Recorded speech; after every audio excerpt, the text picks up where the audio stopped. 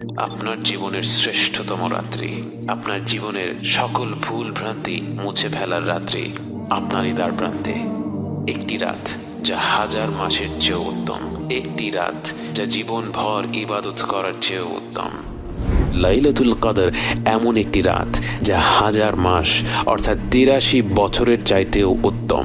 কত রকম ভুল ভ্রান্তিতে আমরা ডুবে আছি, অথচ আল্লাহ তাআলা আমাদের কারো জন্য লাইলাতুল কদরের মতো মহিমান্বিত রাত্রির দরজা বন্ধ করে দেননি। রাসূল সাল্লাল্লাহু আলাইহি ওয়াসাল্লাম বলেছেন, লাইলাতুল কদরকে রমাদানের শেষ 10 রাত্রিতে খোঁজো।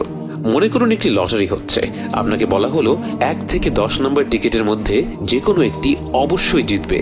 আপনি কি তখন কোনো টিকিট বাদ রাখবেন?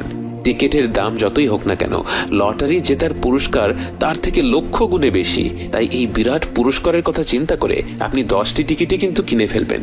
অতএব আমাদের উচিত শেষ 10 রাত্রির প্রতিটি রাতে আমাদের শতভাগ প্রচেষ্টাটা করা। তার পাশাপাশি হয়তো যেই রাত্রিগুলির কথা বিশেষভাবে এসেছে, যেমন 27-এর রাত এবং বেজোড় রাতগুলো, সেই রাত্রিগুলিতে আমরা বাড়তি কিছু আমল করতে পারি। কিন্তু অবশ্যই অন্যান্য রাত্রিগুলিতে, বিশেষ করে 27-এর পরের রাত্রিগুলিতে যখন খতম তারাবি শেষ হয়ে যায়, তখন যেন আমরা আমাদের ইবাদত কোনোভাবেই কমিয়ে না দেই।